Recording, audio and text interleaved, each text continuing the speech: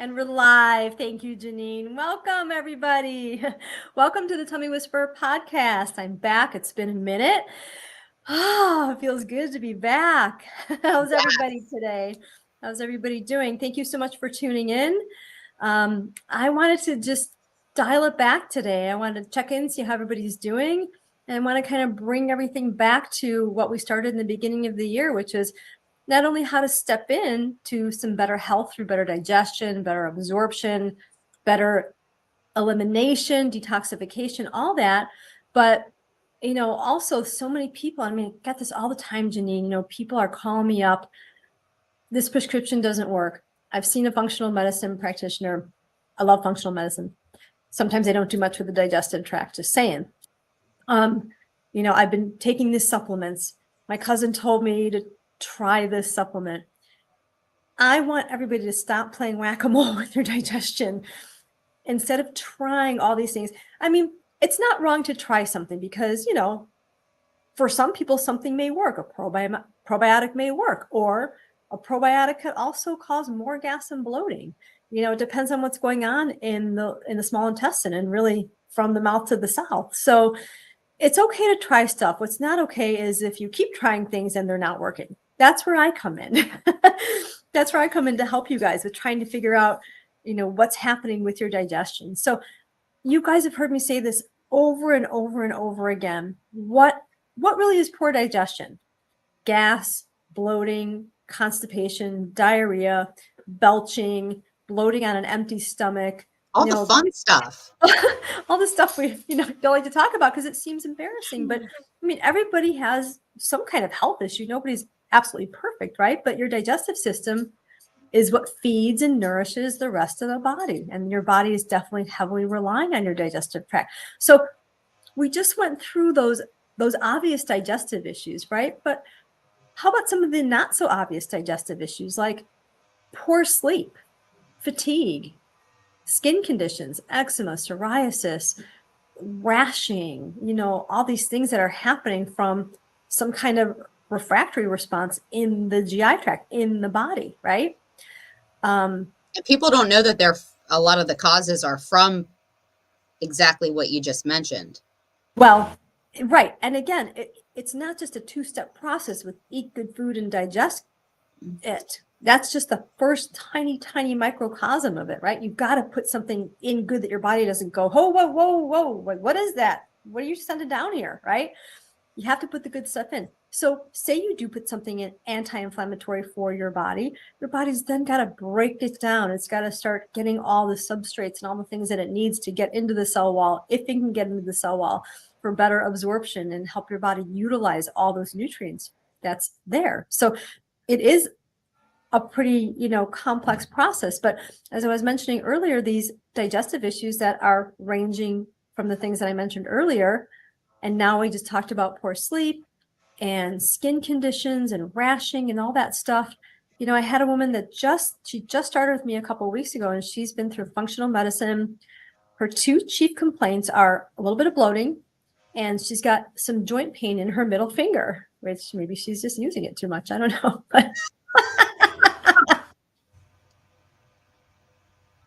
Touche. I didn't say that to her, but you never know.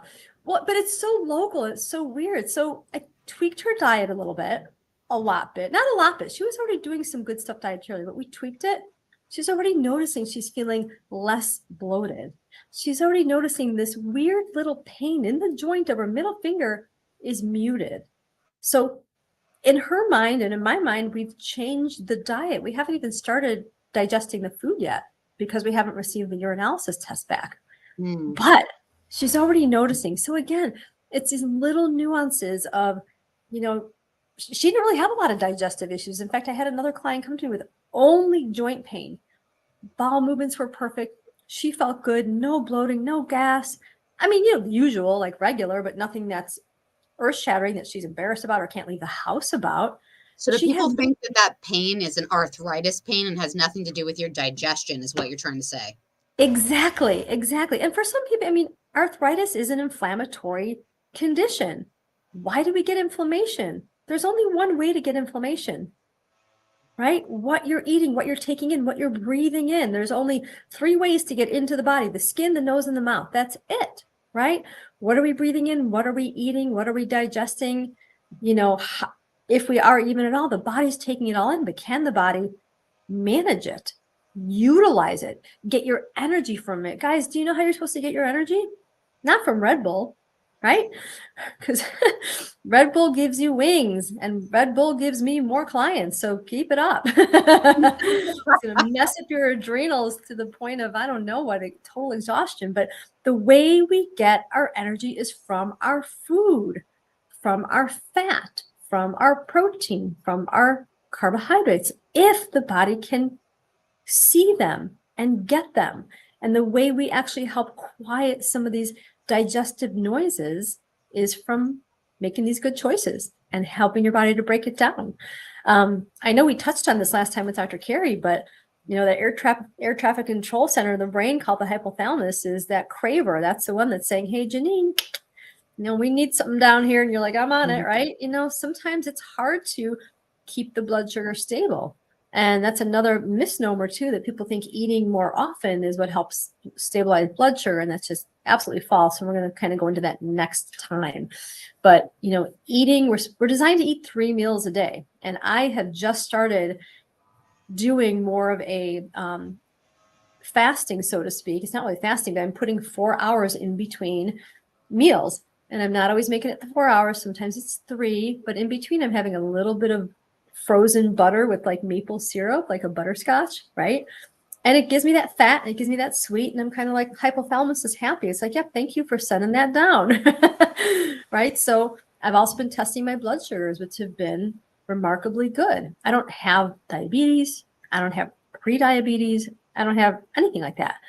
But for me, I'm trying to make sure my blood sugar is staying stable, so I don't have to grab something all the time. You know, it's just interesting.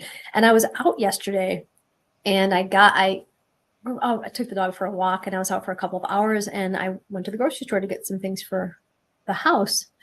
And I'm like, I'll just have like one little Lara bar. They're so small. They're this big. They're literally four little bites. It was just, there was 4 ingredients, I think pecans, dates, 2 other things. No sugar, no nothing, but dates are high in sugar. Well, I had the whole bar. I waited to test my blood sugar, and it was out of range. It was 129, which 120 is normal. It wasn't that far out of range, but I've been in the 90s, you know, and the low hundreds. I haven't spiked past 103.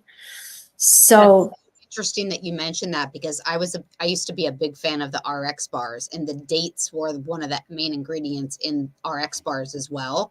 yes.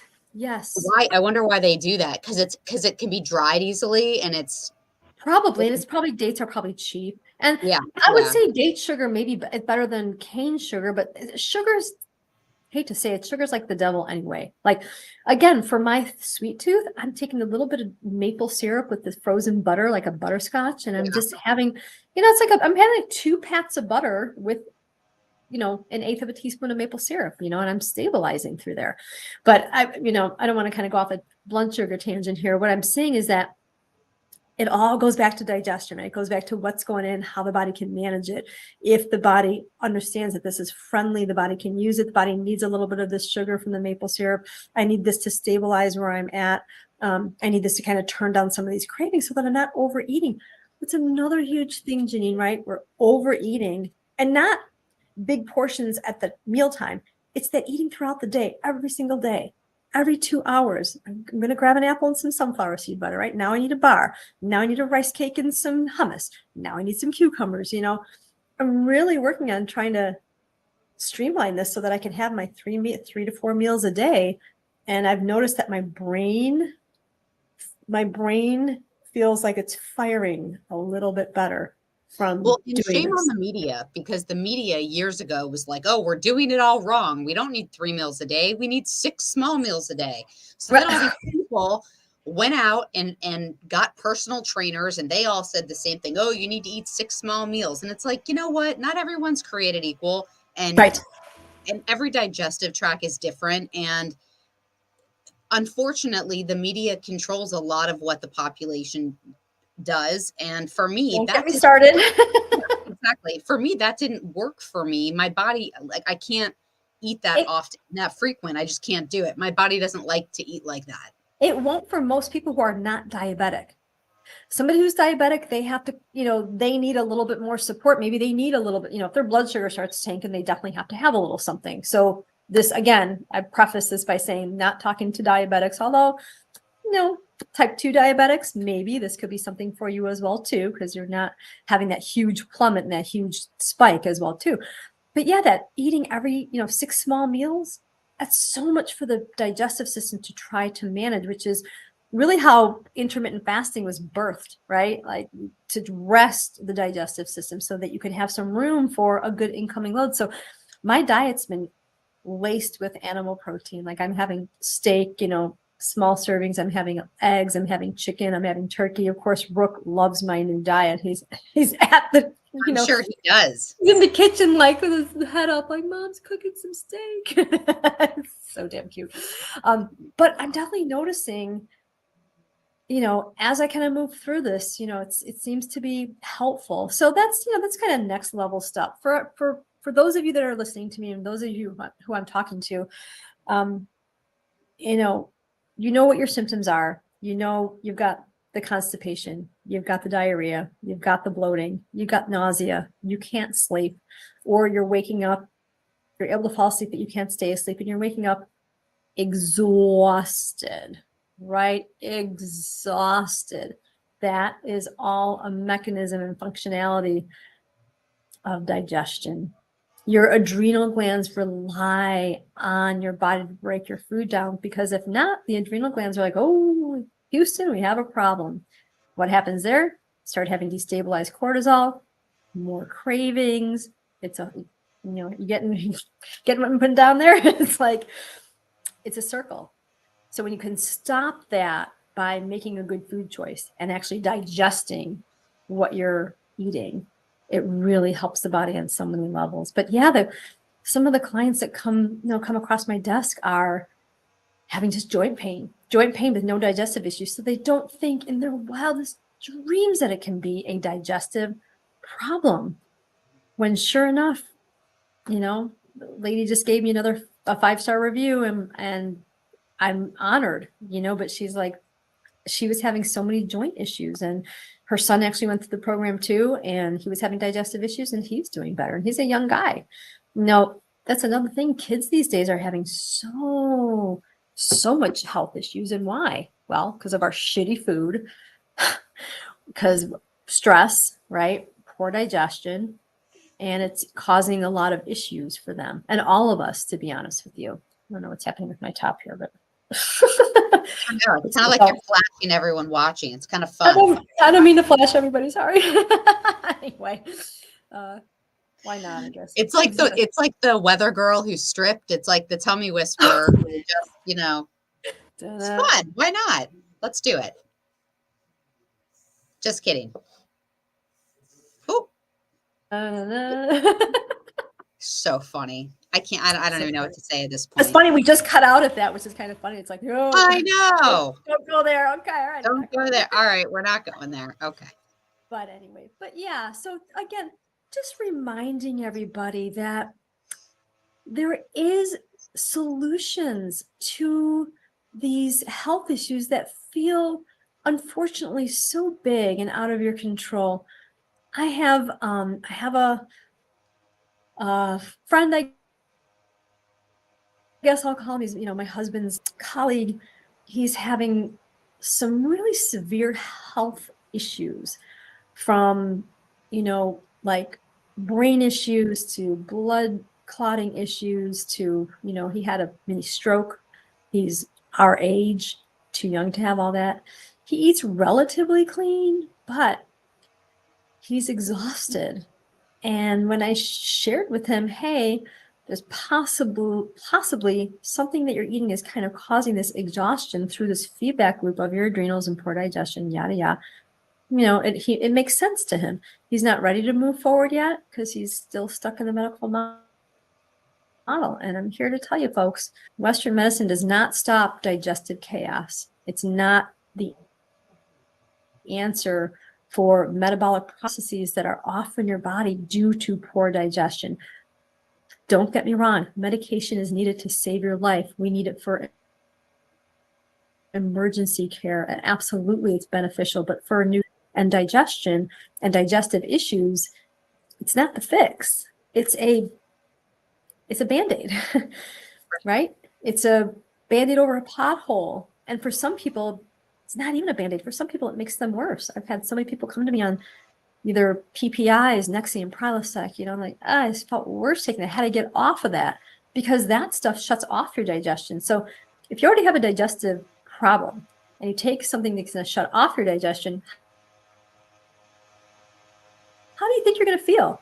Like, you're just going to feel poorly. So I'm preaching, but preach, preach. I love what I do so much because I love helping people not have to worry about their health, not have to have that be a second. But how can I retire when I'm only worried about my health? I'm not enjoying my retirement. I'm worried.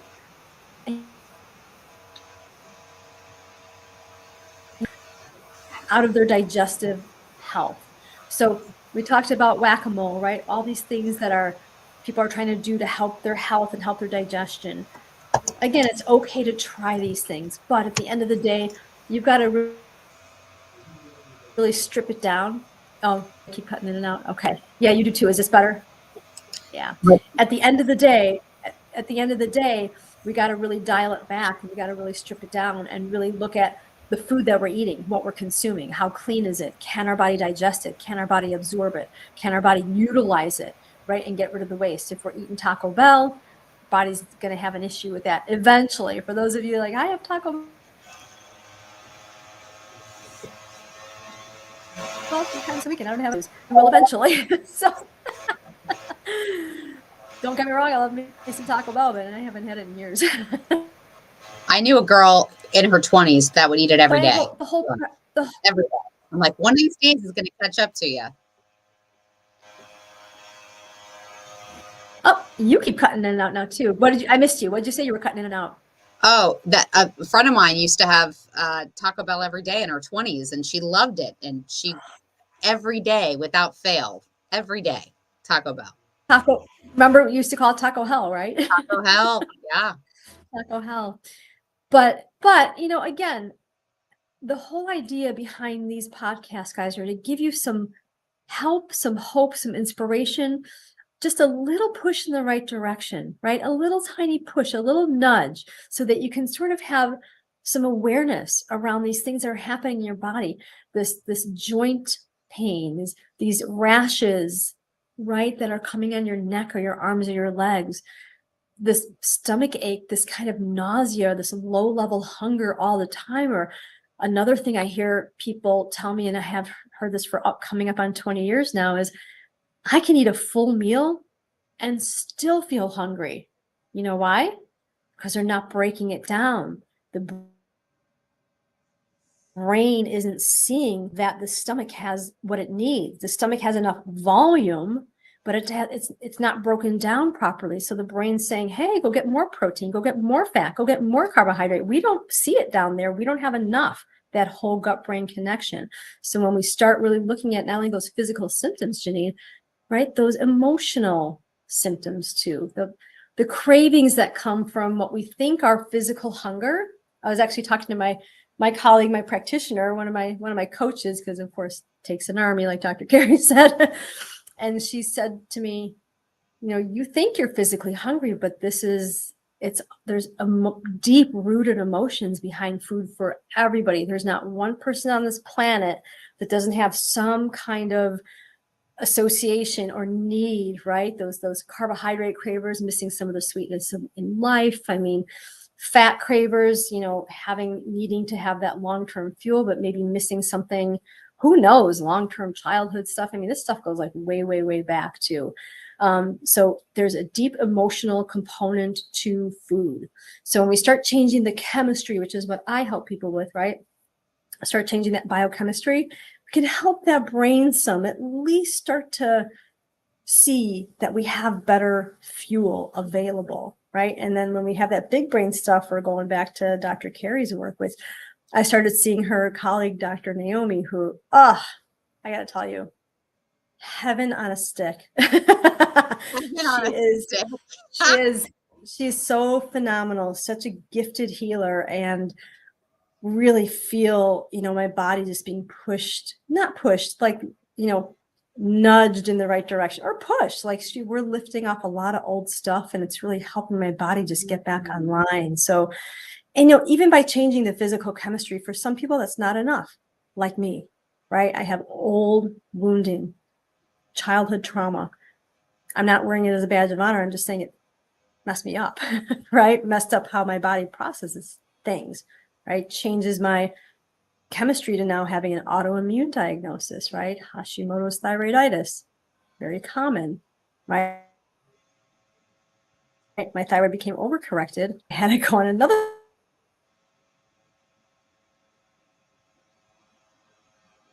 I'm on a different. Oop, there's Janine. We're losing me. There we go. Are we back? I think we're back. You're still frozen a little bit. Okay. I'm still frozen. You're not. Anyway, so what I'm saying with the roller coaster of thyroid medication, right, and autoimmune stuff, autoimmune is, in professional opinion, and learned as well too, is something called psychoneuroimmunology. I haven't surveyed every autoimmune person in the world, but if I did, guarantee there'd be some kind of trauma there. So I'm kind of moving off of what I was talking about. I wanted to kind of paint the picture for the chemical.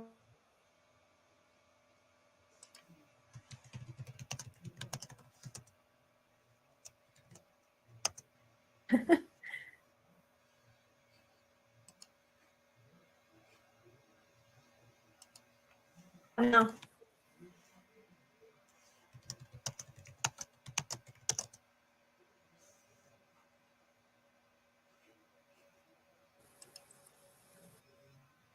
Renee, you there? I'm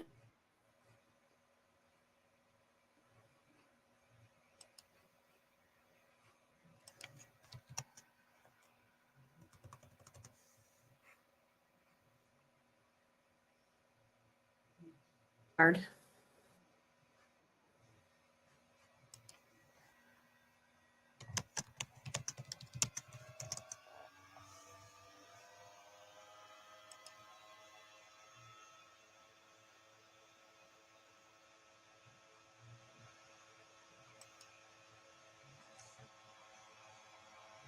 Oh.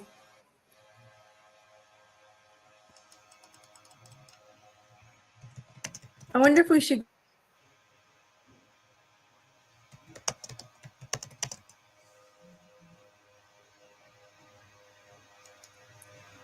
Should we try a reboot? Sure. Wait, can you hear me?